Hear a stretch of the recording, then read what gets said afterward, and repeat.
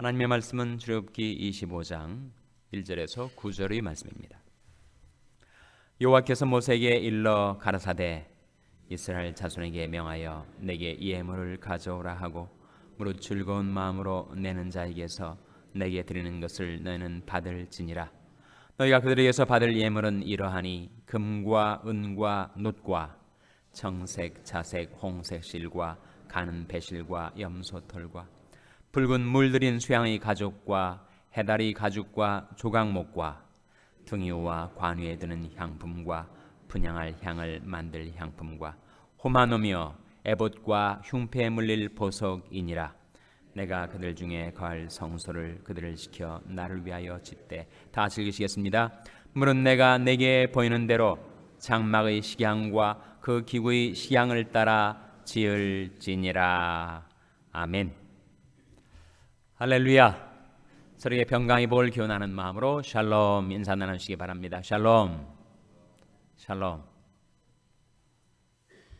오늘은 수요일입니다. 수요 예배가 7시 반에 본당에서 드려지게 되겠습니다. 오늘 본 말씀은 성소의 건조에 관한 말씀입니다. 이스라엘 백성이 광야 시절에는 성소를 건조했고, 그리고 가나안 땅에 도착해서는 성전을 건축하였습니다. 성소와 성전의 차이가 무엇인가? 성소는 움직이는 거죠. 이스라엘 백성이 40년 동안 광야 생활할 때 한 곳에 정착해 있질 않고 늘 움직여 다녔습니다. 그러니까 성막을 지었던 거죠. 성막은 한 장소에 고정되어 있는 것이 아니라 불기둥과 구름기둥의 인도를 따라 이동을 했었기 때문에 그때는 성전을 지을 수가 없었고 성막을 지었던 것입니다. 그러나 이제 약속의 땅에 이르러서는 시온산에, 바로 예루살렘 성에 성전을 건축해서 한 장소에서, 고정된 장소에서 하나님을 섬기게 해 주신 거죠. 오늘 출애굽기 본문의 말씀은 성소, 바로 성막에 관한 말씀입니다. 성막을 지을 때, 그때 성막이 외양으로는 아주 초라했습니다. 아름다운 것도 없었어요. 그러나 그 성막 안에 들어가면 그 성전 기명이 극히 아름다운 것이었어요. 마치 그것은 무엇과 같은가? 우리 주 예수 그리스도가 이 세상에 성육신하여 오셨을 때는 그 외관상으로는 흠모할 만한 것이나 아름다운 풍채가 없으셨다고 이사야 53장은 증거를 합니다. 그러나 그 내부, 그 내면에는 극히 아름다우셨던 우리 주 예수 그리스도의 인격, 그 예수 그리스도의 외관과 내면을 보여주듯이 성막이 그러했다는 거예요. 외양으로는 볼품이 없었지만 성막 내부에 얼마나 아름다운 성전 기명들이 놓여져 있었는가 하는 것을 우리가 앞으로 상고하게 될 것입니다. 성막을 지을 때도 귀중한 예물들이 필요했습니다. 그래서 오늘 본 말씀은 이스라엘 백성들이 하나님 앞에 성막을 건조하기 위해서 바쳐야 했던 여러 가지 예물의 내용들이 나타나 있죠. 2절 말씀 같이 읽겠습니다. 2절 말씀 시작. 이스라엘 자손에게 명하여 내게 예물을 가져오라 하고 무릇 즐거운 마음으로 내는 자에게서 내게 드리는 것을 너희는 받을지니라. 이 말씀 속에 하나님 앞에 예물을 드리기 위해서 가져올 때 어떤 마음으로 내는 자에게서 받을지니라 그랬습니까? 어떤 마음이에요? 즐거운 마음입니다. 즐거운 마음. 그래서 하나님 앞에 우리가 예물을 가져올 때 우리 마음이 중요하다는 거예요. 만일 우리 마음이 내고 싶지 않은데, 드리고 싶지 않은데 강압에 의해서 그 예물을 드린다면 그것은 하나님이 받으시기에 합당치 못하겠지요. 또 다른 사람들이 이목을 의식해서 인간적인 마음으로 비교의식에 의해서 그 예물을 드려도 그것은 합당치 않을 것입니다. 우리가 드리는 예물은 하나님께 드리는 것이고 하나님께서는 즐거운 마음으로 드리는 자를 사랑하십니다. 바로 고린도후서 9장 6절 7절에 나타난 말씀인데 한번 찾아보시기 바랍니다. 고린도후서 9장 6절 7절 말씀 찾아서 같이 읽겠습니다. 신약성경 295면입니다. 신약성경 295면 고린도후서 9장 6절 7절 말씀 찾아서 같이 읽겠습니다. 고린도후서 9장 6절 7절 말씀입니다. 시작. 이것이 곧 적게 심는 자는 적게 거두고 많이 심는 자는 많이 거둔다 하는 말이로다. 각각 그 마음에 정한 대로 할 것이요 인색함으로나 억지로 하지 말지니 하나님은 즐겨내는 자를 사랑하시느니라. 하나님 누구를 사랑하신다고요? 즐겨내는 자를 사랑하세요.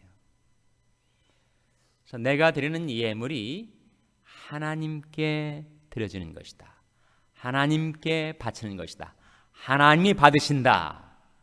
오직 하나님의 이목을 의식하고 하나님께 즐거운 마음으로 드리는 것을 하나님이 기뻐 받으신다는 거예요.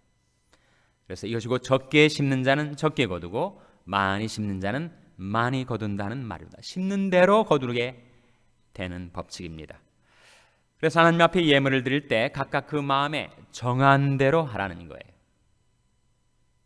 결코 외부의 강요에 의해서거나 또는 다툼이나 허영으로 하거나 다른 사람들과의 비교의식 속에서 예물을 드리지 말고 하나님 앞에서 각각 마음에 정한 대로 하라.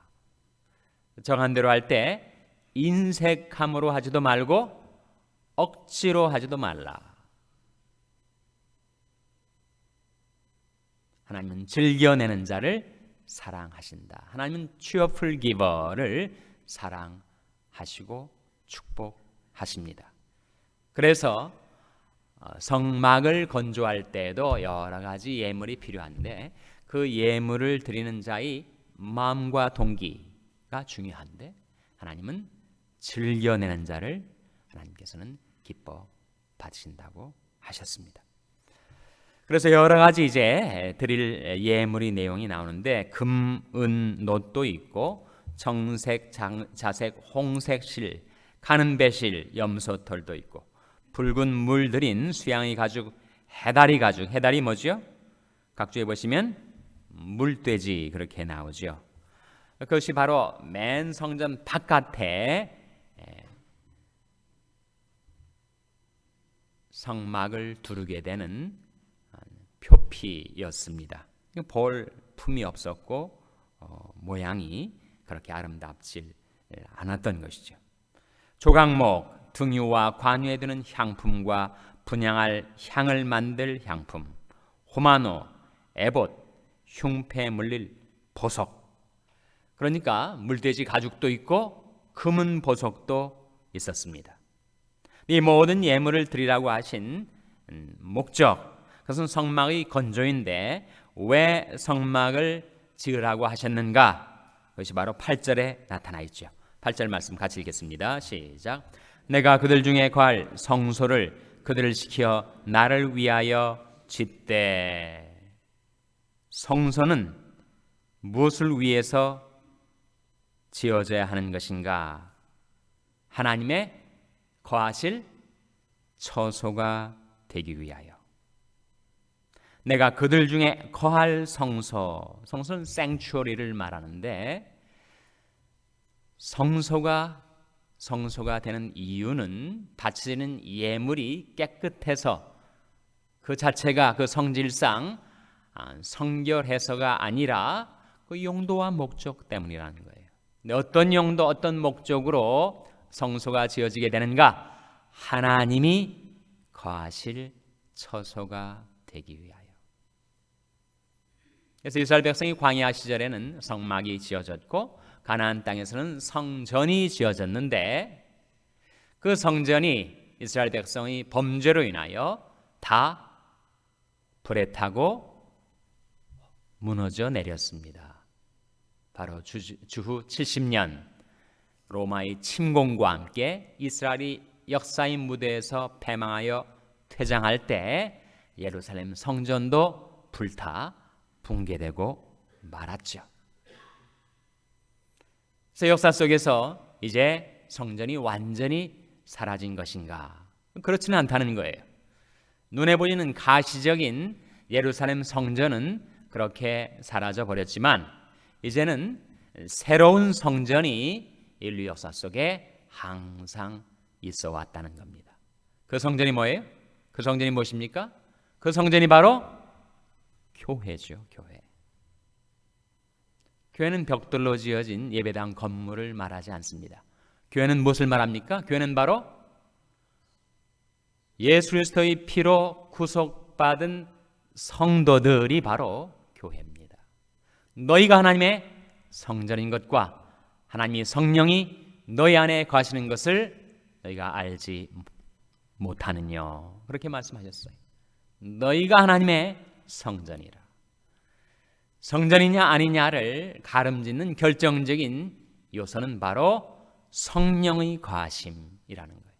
너희가 하나님의 성전인 것과 하나님의 성령이 너희 안에 거하시는 것을 알지 못하느냐. 그래서 예수 그리스도의 핏부림을 받아 죄사함 얻고 구원받은 하나님의 백성들, 하나님의 성도들이 바로 교회라는 거죠. 우리가 지금 앉아있는 이 장소는 그럼 무엇인가? 바로 교회당입니다. 예배당이죠. 교회는 바로 여러분 자신입니다. 그래서 신약에 들어와서 하나님은 어디에 거하시는가? 하나님은 벽돌 건물로 지어진 예배당 안에 거하시는 것이 아니고 예수 그리스도의 핏부림을 받아 한 영혼 한 사람이 하나님께로 회개하고 돌아와 예수 그리스도를 믿어 구원받게 될 때 그 한 영혼 한 영혼이 성전을 쌓아 올리는 벽돌과 같은 건축의 재료가 된다는 거예요. 그리고 그 성전이 지어지는 목적이 무엇인가? 그것은 바로 하나님이 거하실 처소가 되기 위하여. 그것이 바로 에베소 2장 21절 22절 말씀입니다. 한번 찾아보시기 바랍니다. 에베소 2장 21절 22절 말씀. 신약성경 311면 에베소서 2장 21절 22절 말씀 찾아서 같이 읽겠습니다. 신약성경 311면 에베소서 2장 21절 22절 말씀 같이 읽겠습니다. 시작. 그 안에서 건물마다 서로 연결하여 주 안에서 성전이 되어가고 너희도 성령 안에서 하나님의 거하실 처소가 되기 위하여 예수 안에서 함께 지어져 가느니라. 성전이 지어져 가는 것은 무엇을 위해서인가? 하나님의 거하실 처소가 되기 위하여. 여러분 한 사람 한 사람이 바로 성전 건축의 재료요, 큰 성전의 건물과 같다는 거예요. 그래서 그 안에서, 즉 그리스도 안에서 건물마다 서로 연결하여 주 안에서 성전이 되어가고 너희도 성령 안에서, 그것이 의미하는 바는 성령으로 하나님이 거하실 처소, 즉 하나님께서 성령으로 교회 안에 거하시게 된다는 것입니다. 그래서 너희도 성령 안에서 하나님이 거하실 처소가 되기 위하여 예수 안에서 함께 지어져 가느니라. 그것이 바로 오늘날의 성전, 신약의 성전이고, 저와 여러분 우리 한 사람 한 사람이 회개하고 예수 믿고 우리가 영원히 구원되고 우리 인격이 변화되어 예수 그리스도의 형상 하나님이 인격으로 닮아갈 때 우리 한 사람 한 사람이 바로 성전의 귀중한 재료로 쓰임받게 된다는 것이죠. 그래서 이와 같이 하나님의 교회 곧 성전이 건축되어 갈 때 그때 식양을 따라서 건축하라, 그런 말씀이 9절에 나옵니다. 오늘 본문 말씀 다시 돌아오셔서 출애굽기 25장 9절 말씀 같이 보시기 바랍니다. 출애굽기 25장 9절 말씀 우리 찾아서 같이 읽겠습니다. 시작. 물은 내가 내게 보이는 장막의 식양과 그 기구의 식양을 따라 지을지니라. 이 식양이란 말이 나오죠.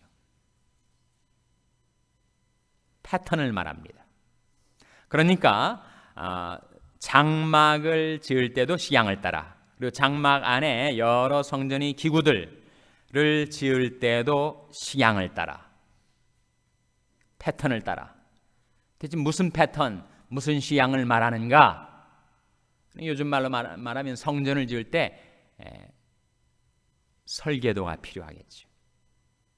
우리 예배당도 건축가의 설계도가 먼저 나와서 그 설계도의 식양을 따라서 지어진 것입니다. 근데 하나님의 교회도 인간적인 생각이나 계획을 따라서가 아니라 식양을 따라서라고 했을 때 이 식양이 상징하는 바는 무엇일까요? 그 식양이 상징하는 바는 바로 하나님의 계시, 하나님의 말씀을 가리킵니다. 그러니까 성전 안팎으로 그 모든 성전 건축의 과정은 하나님의 지시, 하나님의 계시, 하나님의 말씀을 따라 지어져야 한다는 거예요. 히브리서 8장 5절 보시기 바랍니다. 히브리서 8장 5절. 신약성경 히브리서 8장 5절 말씀에 성막의 건조에 관한 말씀이 나타나 있습니다. 신약성경 360면 히브리서 8장 5절 말씀 찾아서 같이 읽겠습니다. 신약성경 360면 히브리서 8장 5절 말씀 같이 읽겠습니다. 시작. 저희가 섬기는 것은 하늘에 있는 것의 모형과 그림자라. 모세가 장막을 지으려 할 때 지시하심을 얻음과 같으니 가르사대 삼가 모든 것을 산에서 내게 보이던 본을 쫓아 지으라 하셨느니라. 이 말씀 속에 모세가 장막 곧 성막을 지으려 할 때 무엇을 얻음과 같다고 했습니까? 지시하심. 지시하심이 뭐예요? 바로 그것이 계시하심입니다. 하나님께서 지상의 성전을 건축하려 할 때 하늘의 성전의 본을 따라서 그 식양과 패턴을 따라서 짓게 하셨는데 인간이 어떻게 그것을 알 수 있는가? 하나님이 계시해 주셔야만, 하나님이 지시해 주셔야만 그 식양을 깨닫고 따라 지을 수가 있다는 겁니다. 오늘날의 교회가 바로 구속받은 성도들이라고 할 때 우리들이 하나님의 교회로, 하나님의 성전으로 지어져 가는 것은 무엇을 따라 지어져 가는 거라고요? 바로 하나님의 계시, 하나님의 말씀을 따라 지어져 가야 됩니다. 처세술로 되는 것이 아니라는 거예요. 인간적인 생각으로 되는 것이 아니란 말입니다. 세상적인 경영 기술로 되는 것이 아니라는 거예요. 말씀을 따라 지어져 간다고 했습니다. 그래서 모든 교회의 활동, 모든 교회의 사역은 인간적인 계산과 판단에 이어서가 아니라 하나님의 말씀은 우리에게 무엇을 지시해 주시는가, 그것을 추구하고 그것을 따라 행할 때 진정한 하나님이 교회로서의 모습을 우리가 회복할 수가 있다는 것이죠. 교회 안에는 교회의 리더십이 있습니다. 바로 장로님들이죠. 근데 베드로전서 5장에 보시면 선임 장로인 베드로 장로가 후임 장로들에게 부탁하는 하나님의 말씀이 나타납니다. 자칫 장로가 길장자에 늙을 노자니까 교회의 최고 연장자라고 해서 사람들 위에 군림하기가 쉽습니다. 주장하는 자세를 취하기가 싶습니다. 하나님이 양무리들을 하나님께서 맡기워 주셨는데 맡기운 자들에게 주장하는 자세를 한다면 그것은 세상 기관, 세상 조직과 다를 바가 없는 거죠. 그럼 어떻게 해야 되는가? 하나님이 지시하시면 이 일에 관하여 뭐라고 말씀하시는가? 직접 찾아보시기 바랍니다. 베드로전서 5장 2절 3절 한번 보시기 바랍니다. 베드로전서 5장 2절 3절 말씀 우리 찾아서 같이 읽겠습니다. 신약성경 381면 신약성경 381면 베드로전서 5장 2절 3절 말씀입니다. 신약성경 381면 베드로전서 5장 2절 3절 말씀 같이 읽겠습니다. 시작. 너희 중에 있는 하나님의 양무리를 치되 부득이함으로 하지 말고 오직 하나님의 뜻을 좇아 자원함으로 하며 더러운 일을 위하여 하지 말고 오직 즐거운 뜻으로 하며 맡기운 자들에게 주장하는 자세를 하지 말고 오직 양무리의 본이 되라. 이것이 선임 장로 베드로 장로가 후임 장로들에게 권면하는 말씀이에요. 너희 중에 있는 하나님이 양무리를 치되 부득이함으로 하지 말고 오직 하나님의 뜻을 좇아 무엇으로 하라고요? 자원함으로 하라. 자원함으로. 그리고 더러운 일을 위하여 하지 말고 오직 무엇으로 하라고요? 즐거운 뜻으로 하라. 즐거운 뜻으로. 그리고 맡기운 자들에게 주장하는 자세를 하지 말고 오직 뭐가 되라고요? 양무리의 본이 되라. 양무리의 본이 되라. 그것이 바로 교회의 리더십이 마음속에 명심해야 될 하나님의 지시하심입니다. 주장하는 자세를 통해서 사람들을 따라오게 하지 말고 양무리 본이 되어서 사람들 마음 깊은 곳에서 장로님들에 대한 존경과 신뢰를 갖고 따르게 하라. 그것이 세상의 조직이나 기관과 달리 하나님의 나라, 하나님의 성전에서 이루어져야 될 교회가 지어져가는 식양, 패턴, 계시, 하나님이 지시하심이라는 것입니다. 여러분이 다 교회에서 중요한 일정한 분량의 리더십을 부여받으셨는데 그 리더십을 어떻게 행사할 것인가? 너희 중에 있는 하나님이 양무리를 치되 부득이함으로 하지 말고 오직 하나님의 뜻을 좇아 자원함으로 하며 더러운 일을 위하여 하지 말고 오직 즐거운 뜻으로 하며 맡기운 자들에게 주장하는 자세를 하지 말고 오직 양무리의 본이 되라. 그 하나님의 말씀, 그 하나님의 지시와 계시를 따라 함께 하나님의 교회를 지어가는, 세워가는 저와 여러분 될 수 있기를 주님의 이름으로 축원합니다. 기도하시겠습니다. 오늘 말씀을 기억하며 하나님